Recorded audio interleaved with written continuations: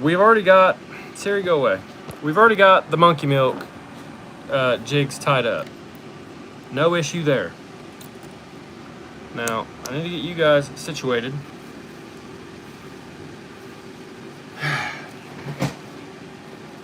White and chartreuse. Okay, let's see how many monkey milk we have to start with. We've got 1,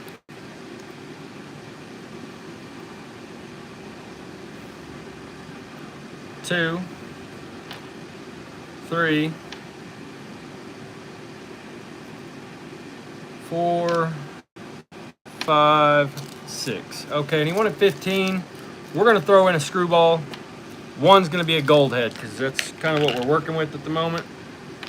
Now for the white and chartreuse,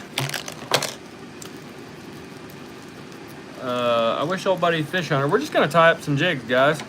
We'll have to get in touch with him because we got all the monkey milk jigs we need. We threw in one screwball, but he ordered a odd amount of jigs, 15, which we don't care. That's perfectly fine with us. But there's gonna be a so there'll be 7 regular ones, and then there'll be 1 monkey milk with a gold head. So that's 7 monkey milk in that bag. Look at that, this pack of murder hornets. It's pretty good. There's a single jig, so you can see what that looks like.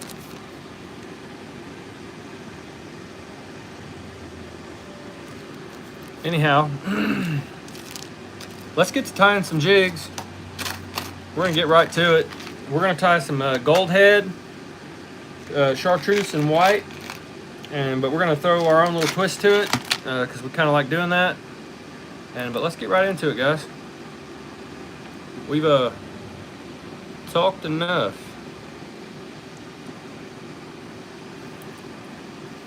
What's up, Tennessee boy? Thank you for being the first in the comments, and that was probably you that was the first one to like it too. I appreciate it.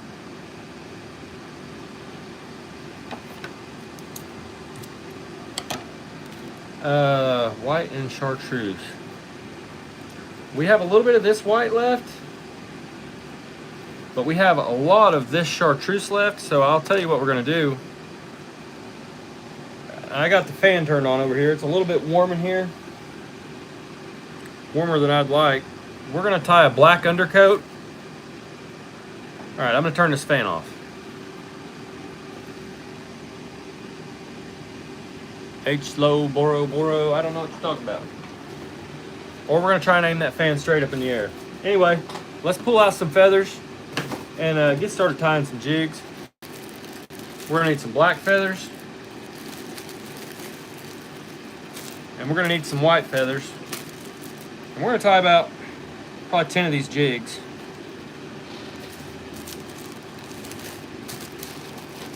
And hopefully, our brother the fish hunter is cool with that. If not, I'll order some more jig heads on Amazon. I'm gonna have to order them anyways. I will have to order them anyways. If you order the variety packs, big fan, I appreciate it. Let me turn off this fan. It's just blowing my feathers around, guys. It's gonna cause us all kinds of disturbances here upon this live.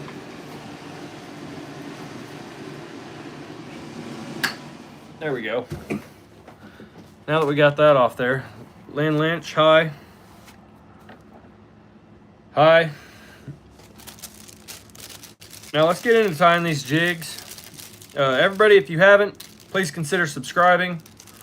We're a couple watch hours away from getting monetized on YouTube. And I know that, you know, probably most people you guys already watch are monetized or whatever. But this has been a 4-year journey for me. And I haven't been consistent. And until recently, I'd be consistent for periods of time. We'll put it that way. And then for periods of time, I wouldn't be. Life gets in the way. But for now, we're back on the saddle again. We're back in the saddle. We're doing it. Fly tying with Nimby, what's up? We're tying some order of jigs right now. A customer and a buddy and a subscriber wanted some jigs tied, and we kind of took a shortcut. I already had some monkey milk jigs tied. I'm gonna go ahead and let you guys that are all tuning in case you're new here, go ahead and check out what that looks like. Let's get these feathers all straightened up. Once they get wet, they'll straighten themselves up, but for the camera's sakes, we're gonna go ahead and straighten them up. And this is a 3/32 ounce. And I believe he wanted, no, this is 1/16 actually. I believe this is 3/32. Either way, we're tying up some jigs. Yay, we got a new sub. Anyhow, let's get right into it. He wanted white and chartreuse. We're gonna use a gold head, but we're gonna add a little bit to it because I think it adds depth to the jig, especially once it gets wet. If you put a black undercoat on it, like I'll show you on this murder hornet jig, you'll see how cool it looks in a minute with this color too. But I want to show you guys on some other colors so that way you can see. See, instead of just doing flat yellow, if you can see that black in there, I really like the way that it pops and it gives it more character and definition. It gives the jig depth instead of just being like a flat, solid color. And I like it a lot better that way. So, anyway. I need my other scissors. Where are they at? Right here.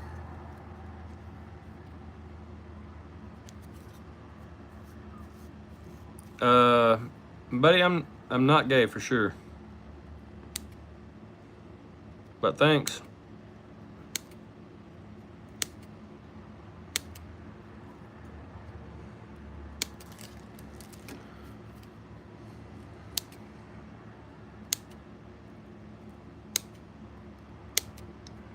So we just come through here and I'm clipping this vein in this these feathers.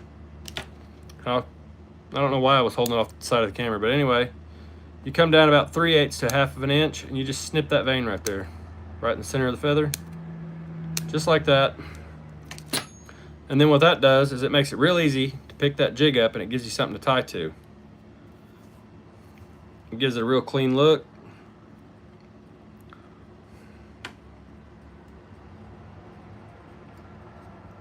It keeps all your feathers about the same length.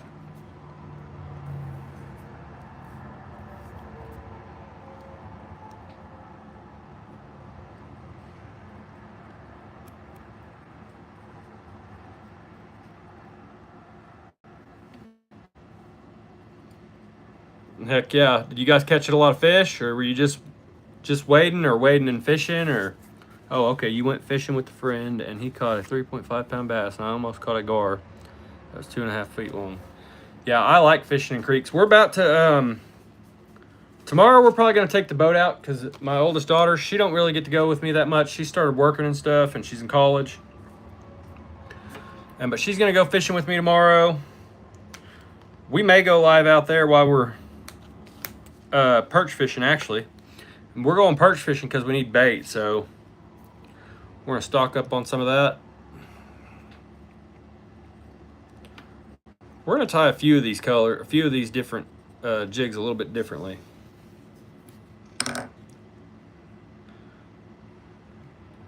Something ain't right with this vise here. There it goes. That handle was setting not quite right and I didn't like it.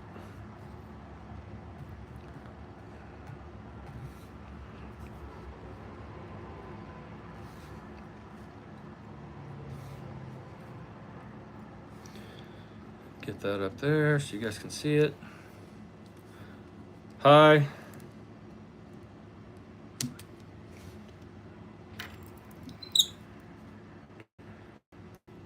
Everybody go on ahead and hit that subscribe button. If you don't mind, I'd really appreciate it if you'd hit that like button too.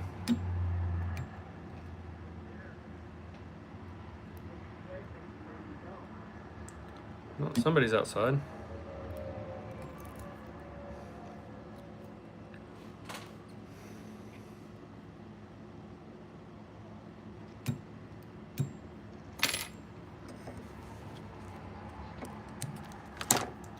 All right, first one down. And you guys, give me your opinion. I tied that one. I'll hold them both up for comparison.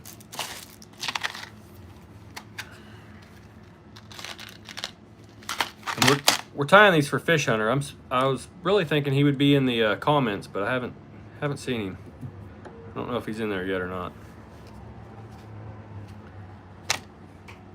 I would like to see. I have another kind of chartreuse chenille.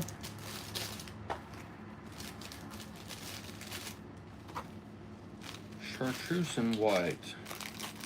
I'm trying to stick to the theme as much as I can.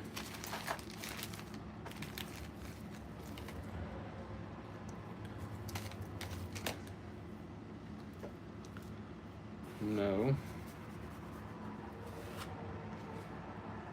Okay, I guess we're out of the chartreuse chenille, the silver kind. So we're gonna keep running these for a little bit.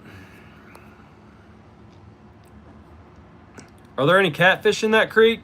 Probably if there's gar in there, there probably are catfish in there. You'd be surprised at how big a catfish you can catch out of a small creek. I fish a small creek that's local here to me, and it's no wider than my living room.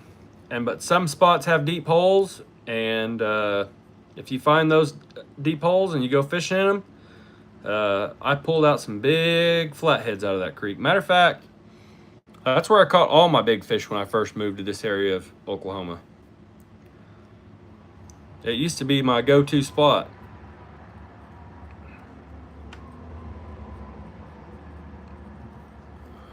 Not that we've outgrown it so much, but it's kind of funner to fish early spring. Yeah, big catfish. Big catfish, small creek. And the thing about it is that nobody's really targeting them in the small creeks. And so oftentimes they're easier to catch out of the small creeks too. Till word gets out about it.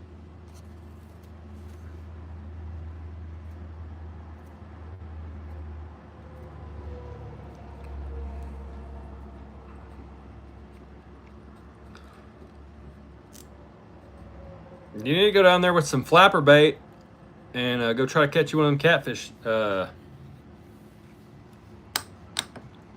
Tennessee boy.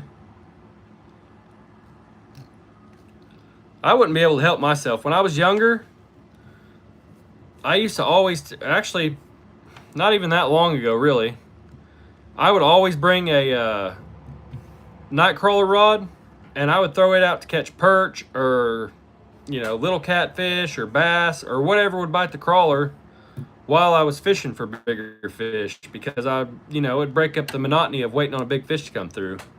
When you saw that gar you was running, nah, them gar are all right. They I kind of like gar. I think they're a really neat fish.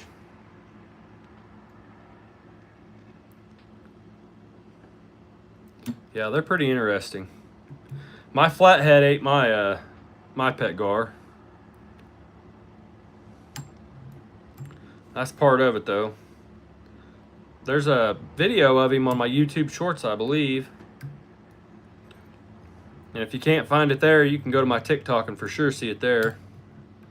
ThatDamFishingGuy on TikTok. You guys want to see my fish tank real quick?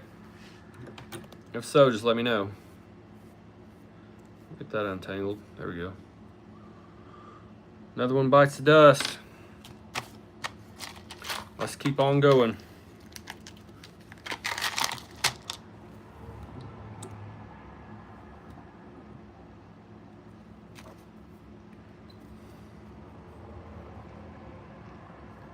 We're probably going to throw some of these jigs tomorrow while we're fishing for bluegill. We'll end up catching some crappie too, but I like to have crappie on hand too for some catfish bait. We'll probably keep about 5 crappie, and I would like to have probably 30 bluegill.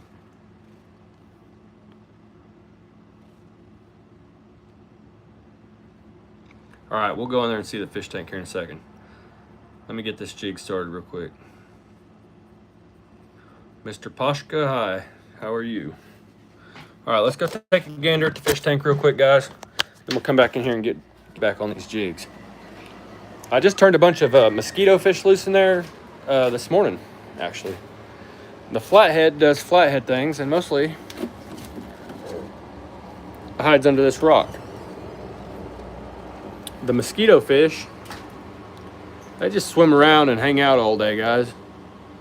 They just swim around eating stuff. It's kind of a dirty tank right now. It's got some algae growing on it, but it is a native tank, and so it wouldn't be a native tank without having native stuff in it. And I don't know where the crawdad is. There he is. Old Mr. Blue down there. Hiding out. He's trying to get some of them baby mosquito fish there. Yeah, I had a baby gar, a little bitty gar. I had 4 of them. And the one gar kept eating all the other gar. And then at some point, the flathead ate him, so. But I'm about to turn the flathead loose because I want to try. I've had him for over a year now. And I want to try raising some other species of fish, but he keeps eating everything, so. And he's really cool. He's a really cool pet, and it's really cool that he likes to eat everything. But I don't get to learn much about other species of fish, and I feel like I've learned enough from him. And those of you guys that follow the channel for a while now know that I've also raised a pet bass, I've raised bluegill, I've raised all of them. And I had caught some baby carp this weekend, and I was going to try to raise them, and I thought they were really hardy fish, but it turns out they're not that hardy until they get big. Yeah, it's life for sure. That's what a flathead does, is eat everything. Interestingly enough, though, he only ate like 1 or 2 times throughout the winter. Other than that, he really didn't eat. He had options, and at the time I had blue cats and channel catfish in the fish tank, and he didn't mess with them in the wintertime. And then one of the blue cats just died somehow, and then I came home and one was just gone. So the flathead ate it. And it was the blue cat was only like this big, so that's what flatheads do. If you've ever flayed a flathead, sometimes their stomachs will be just full of small baby catfish. And they just eat them up.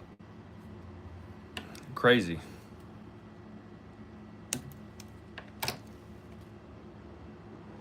Yeah, that is true. They do have to grow somehow.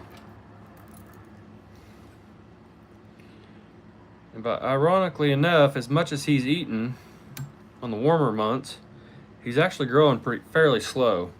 He's ate several minnows, a bunch of minnows, bluegill, night crawlers.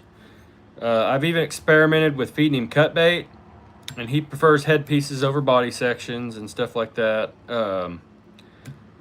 It's just kind of been an experiment, really.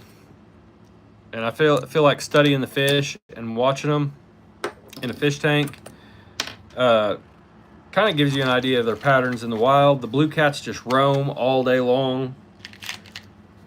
Crappie, bluegill, they do the same thing. They just swim back and forth in the tank all day long, and they eat everything you put in there. Largemouth bass are especially bad about that. The catfish, you can put 5 or 6 minnows in there, and they'll be in there for 2 weeks. He'll slowly but surely eat everything in there. But he don't unnecessarily eat, but he also just stays hidden all day. He stays underneath that rock 24/7 unless he comes out to hunt something down to eat it. Other than that, he just sits still. Sometimes he just sits still even when he's hunting. He'll just sit there, and then when a minnow swims by, he'll just gulp it in. So yeah, it's been pretty interesting. I am going to miss him when I turn him loose, that's for sure. I've had him for so long.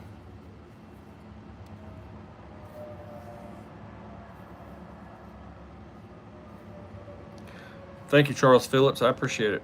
Real life, how you doing? It's going pretty good for me. Just tying some jigs for a fish hunter here on YouTube. I wanted to post a picture of all the bass that he sent me. He caught a bunch of bass on my jigs last year, and going fishing again this weekend too. But he caught so many freaking bass on these the last jigs I'd sent him. I wish he would come on this live so I could talk to him. Yep, I got to do the same thing. I got them uploaded to the computer. I've been doing it off my phone, but I wanted to start adding music to my videos again, and you know, adding in like action-packed scenes at the beginning and so on and so forth, and then let the video play out from there. And so I've been I had to reteach myself how to do it off the computer, because it's been probably 2 or 3 years since I edited off the computer. When I first bought the computer, I edited off of it strictly, and then after I figured out that I could do it from my iPhone, I got lazy and I started editing off my iPhone. But you don't have the options, or at least not with the editing software I have. I'll take that back, because you can buy editing software that you can probably do anything you want to right from your phone. But with iMovie, the editing software I use, the free editing software that comes with iPhone, you cannot. Well, the MacBook opens up windows of opportunity, because on the iMovie, on the computer, it has different options for music, different formats for layout for your video. You can just do a little bit fancier editing. And I'm not super great at it. But if you watch some of my earlier videos, I actually edited them better than I do my current videos, which is a shame, but it's true. What type of lure are you making? Lunar? I am making crappie jigs.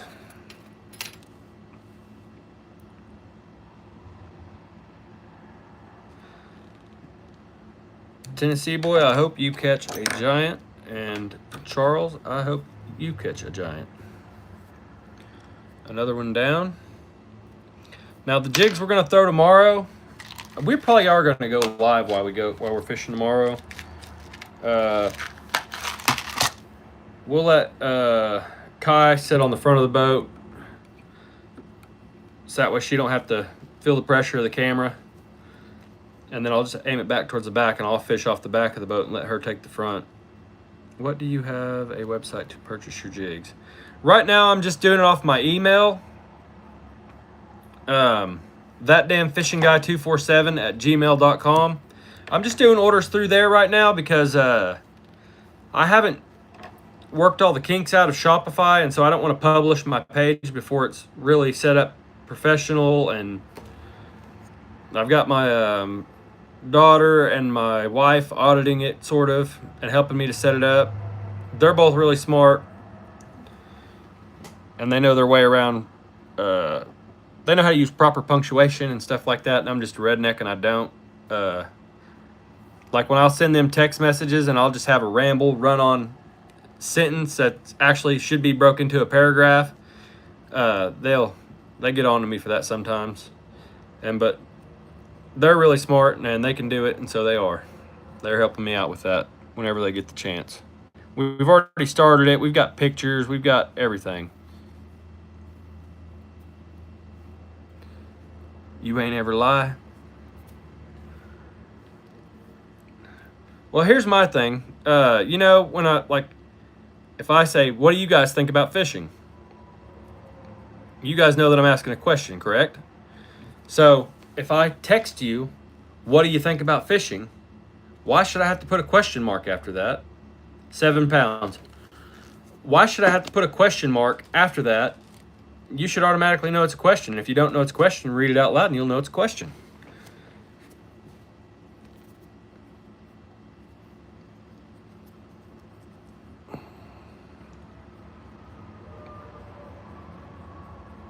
It's a men thing, yeah, for sure.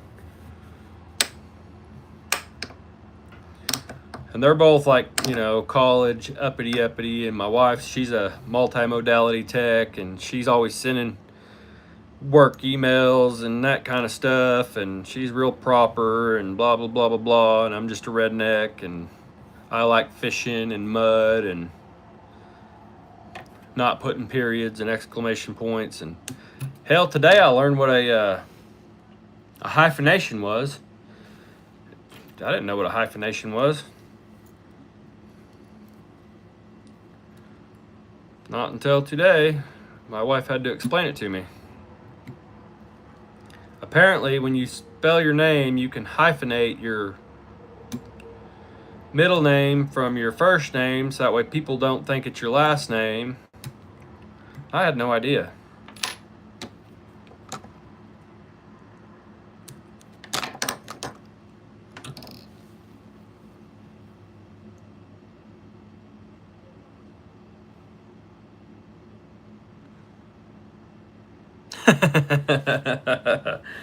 That's funny. We got 5 of those tied up so far.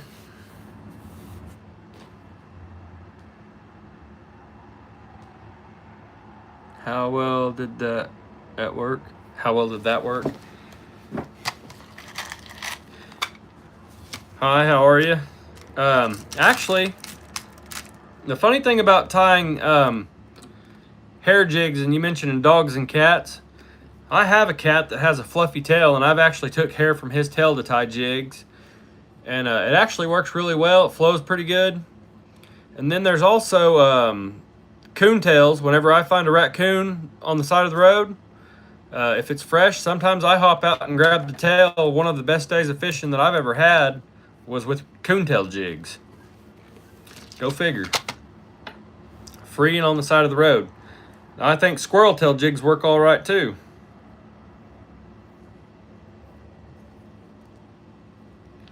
Actually, coontail and squirrel tail jigs are the first jigs I ever tied.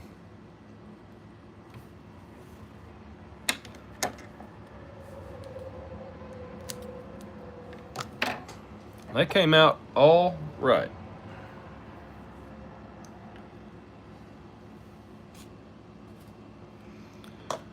Yeah, I need to get some more actually. If I found a fresh raccoon, I'd prefer it to be wintertime. They got a different kind of coat on in the wintertime. They got a winter coat and a summer coat. You know how like cats and dogs shed their hair?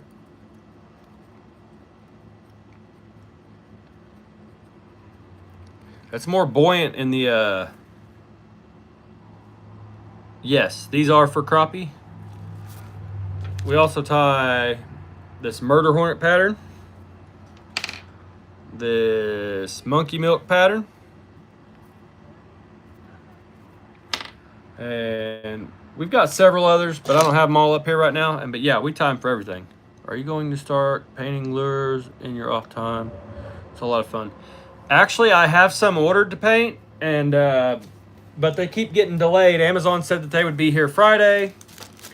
Friday gets here, they said that they would be here Saturday. Saturday gets here, and then they said that they'll be here this coming Friday. And so, yeah, at some point I'm going to. They sell the blanks on Amazon, but I don't know if I'm going to paint them to sell them. I'm really just want to paint them to try different stuff. I got some different theories I want to try out for catching different fish. What fish are these best for? Crappie and largemouth bass in like creeks and ponds and that sort of situation.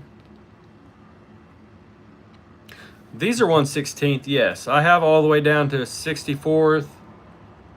No, I have all the way down to an 84th of an ounce, which I throw on 4-pound test fishing line.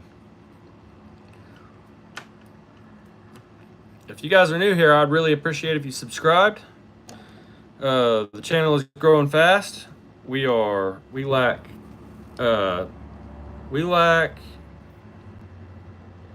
89 watch hours to get monetized. And so it'd be really cool if everybody subscribed. I'd really appreciate it. Are you gonna do the pump right now? I already did. Oh, you already fixed it? Yeah, it's already on. Oh, okay. So what do we need to do? Nothing right now. I'm doing this. Okay, well, yeah, but I was Right now, right now. I need to brush the whole sides of the pool. Hey, turn that off. Turn it off. Go outside. She's trying to get me copyrighted, guys. Coming in the house playing videos.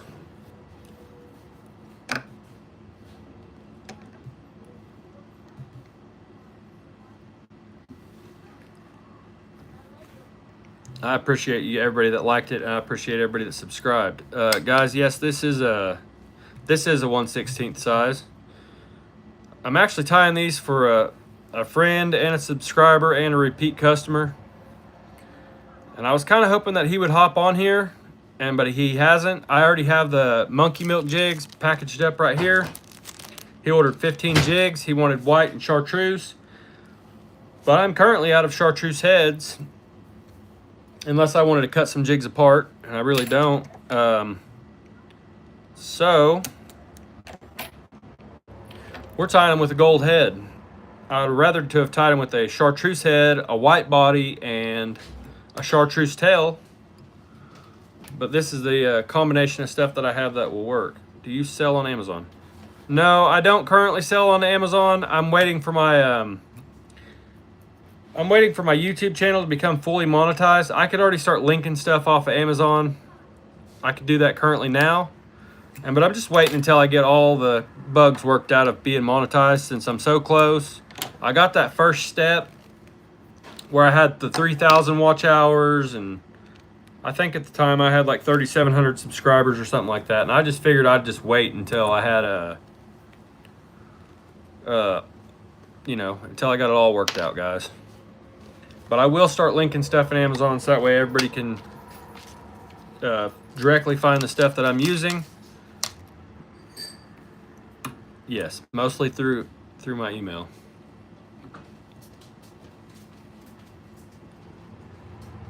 My Shopify, I'm working on that too.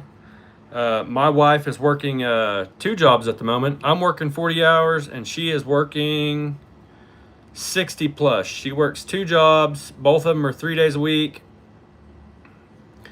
And then my oldest works, and so the people that are smart that could help me to open a store currently work a lot too. But my wife, her contract ends in like 3 weeks, so you guys can be looking forward to my Shopify, or you won't have to look it up, like go to Shopify to look it up. You'll just go to ThatDamFishingGuy.com. You may be already able to view the website, I don't know, but you can't buy anything yet.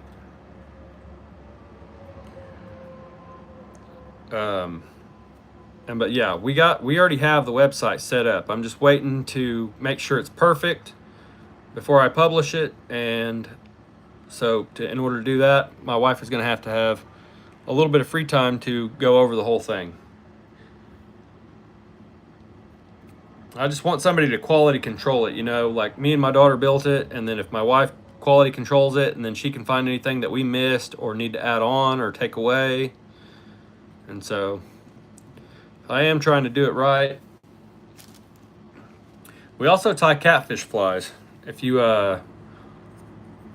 guys are into catfishing, it's like a stinger rig, so it goes after your cut bait, which I could show you guys in a minute after we get done tying these crappie jigs. Do you make swim baits? Nope. I don't pour any plastics, but I am about to start painting hard baits. But it'll be a while before they come up for sale. It'll be just like these crappie jigs. I tied these crappie jigs for like 6 months, and I practiced tying them, and I watched all the different videos of other people tying them. I watched people that tied ocean fishing lures and all the different stuff, so that way I could learn how to make my lures unique from other people's, for one. For two, I want them to be a good product, and so we will be painting lures here soon, but it'll be a while before I start selling them. And the soft plastics are kind of, everybody is buying a mold and tying soft plastics. And I think it's because it's so easy to do, Tying the jigs, you have to have some finesse, you have to have some patience, and you have to have the want to. But I feel like anybody can mix up some plastic and throw it in the microwave and pull it up in a giant syringe, heat up some aluminum, and shoot it in there. That being said, I'd like to have a few for different plastics that I like. That's kind of like the sinker molds that Do It sells. Do It sinker molds. Everybody is buying Deep Fork River. Yeah, I need to check that out. Fraser bar, not necessarily. But anyhow, I talk to so many people on here, guys. I do my best to keep up with everybody, but I don't exactly remember everybody. But anyhow, everybody's selling lead sinkers now. If you look up on your Facebook marketplace in your area, I'm sure there are a dozen people selling sinkers within 20 minutes of you. Which isn't a bad thing. It drives down the cost or drives down the price of sinkers, which is good for me because I go through a lot of them. I thought I left them feathers out. Yeah, I did.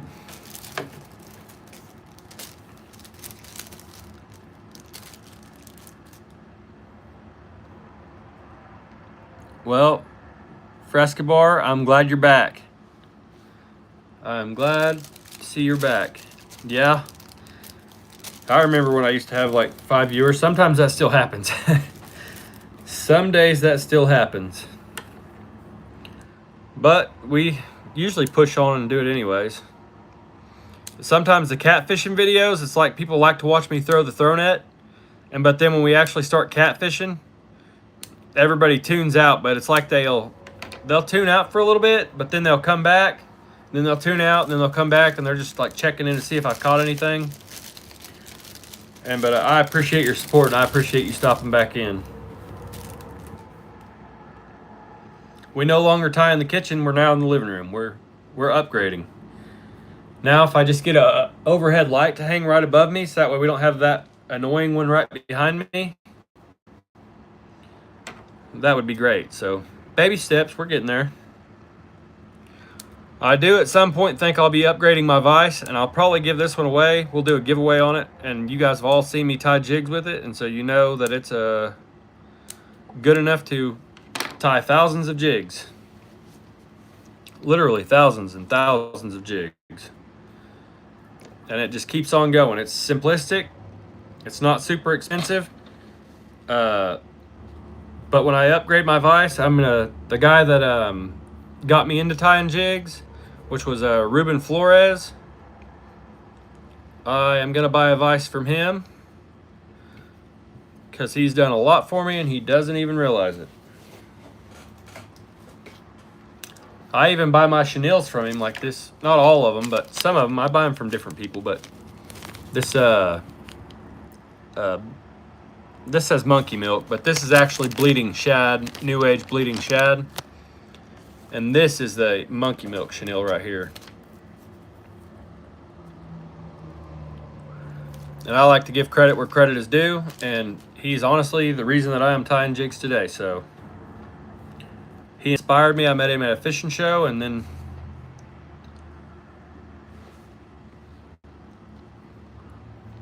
Rylance Watson Fishing. I appreciate that. Yeah, there are some people that do watch the entire video. But sometimes it'll be at like 60 while I'm throwing the net, and then it'll drop down to like 5 or 12, or you know what I'm saying. If you watch the whole thing, you know what I'm saying. But I don't mind that. People have other stuff that they want to do, or they just want to see what I pull up with the net, or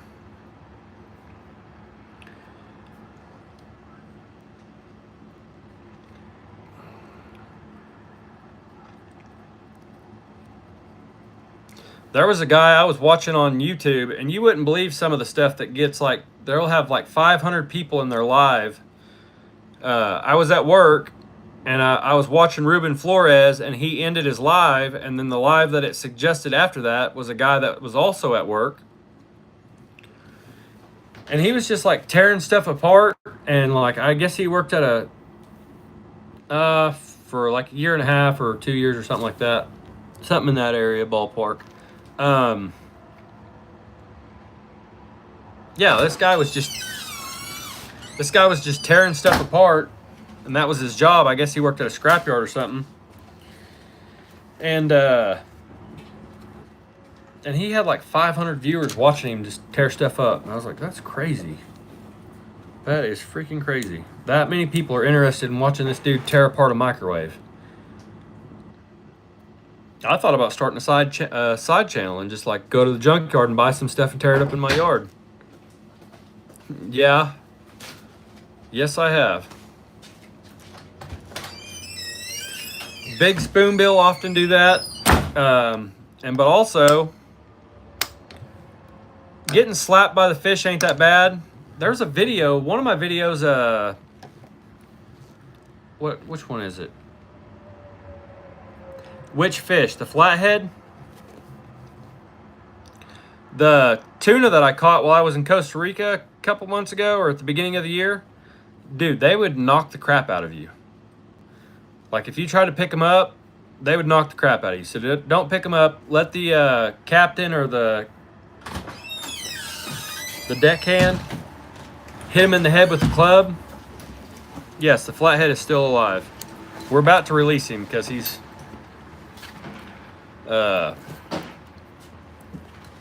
he eats everything. He ate my pet gar.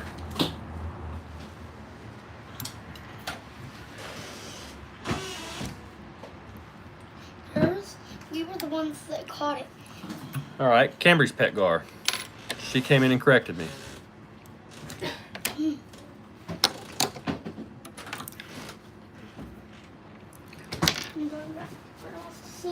We're gonna tie a few more. Yeah, he ate it. We're gonna tie like probably 2 more because I already cut up all these feathers, and we're gonna hop off here, guys. 2 more and we are out. The kids want me to go work on the pool a little bit, and I'm visit with the wife. Go outside, Rose.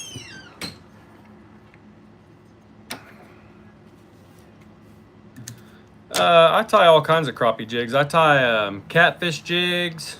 Here's a monkey milk pattern. I tie a Crush 'em series that's orange and black. I don't have one up here to show you it right at the moment. I really dig this murder hornet pattern. See ya. I really dig this murder hornet pattern. It's got like a black undercoat. Can't really see it on this. There you go. You can see it from that direction. When it gets wet, that black like adds definition, so it ain't just plain yellow. And I don't know that it helps you catch more fish, but I like the way it looks, so.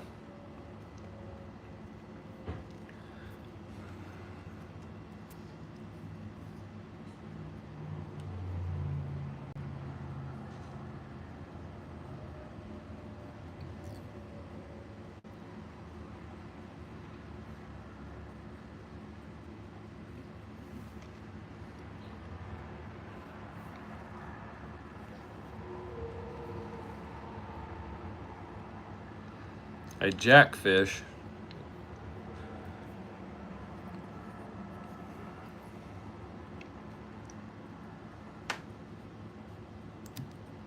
I guess I don't know what kind of fish that is.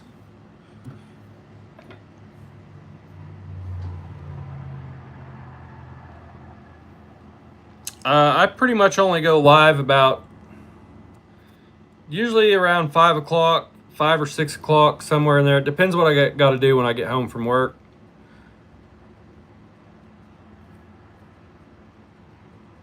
And then on the weekends, I go live in the morning sometimes. I just started doing that.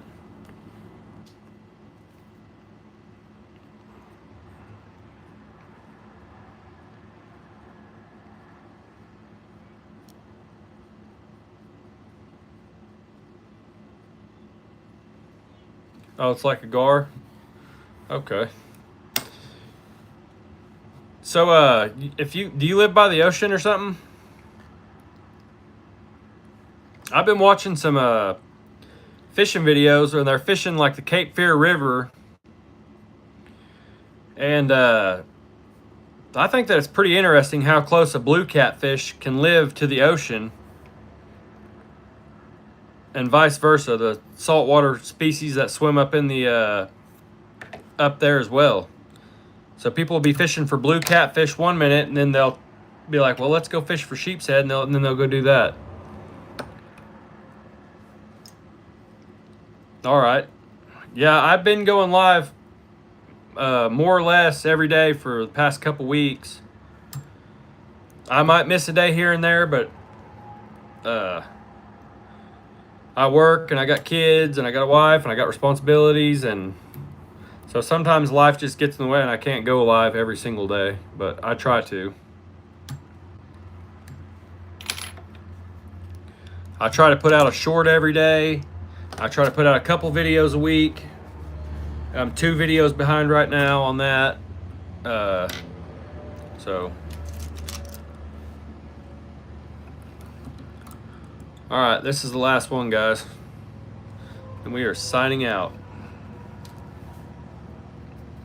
I gotta pick up all my mess. I need to get a desk that has drawers and stuff. I've been keeping all my jig tying stuff in shoe boxes, and that worked out great until I started accumulating stuff. It worked great for about a year or something like that, year and a half or something, I don't know. Anyway, it worked until it didn't. I have outgrown all the shoe boxes and little bags and all that stuff. And the funny thing is I've only bought feathers 2 times. A bucktail I've spent a lot of money on. Jig heads I've spent a lot of money on. I've got lots of thread. I've only bought it 1 time. Mostly jig heads, chenille. That's really it, guys. If you start tying jigs, you'll buy feathers like 1 time or 2 times, and then, I mean, eventually you'll have to buy more, but I've tied a lot of jigs, and look how many feathers are still in there. And I've got this whole shoebox that's just full of different colors of feathers, and so it's crazy how much, like, even if you weren't going to sell them, if you were just going to tie them and go fishing, you'd save a lot of money just buying jig heads and tying your own jigs, and you get jigs that nobody else can get.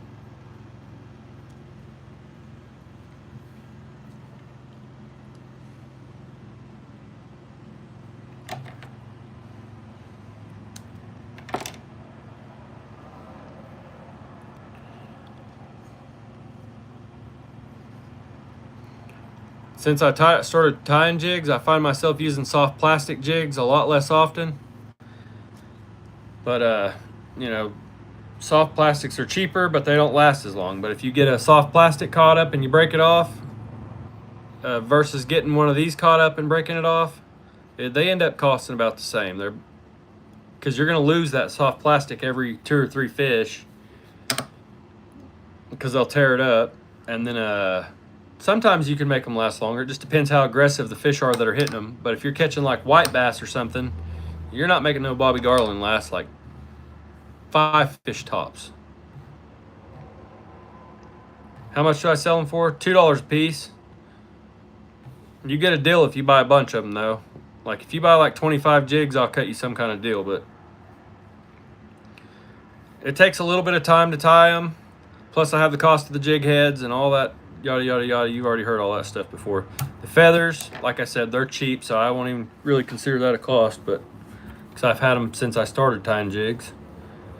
I don't even know how much they cost anymore. They might be $1 million by now. I don't know, but they were cheap when I bought them. Last one, guys. We're going to whip it out and then be done. I'm going to tie one more for a shorts video, but it won't be on the live. Yeah, any style or color or weight. If you email me at ThatDamFishingGuy247@gmail.com, and that's ThatDamFishingGuy 247@gmail.com. Yeah, you can just tell me whatever you want. I mean, any color within reason, or any color that's in this box, you know.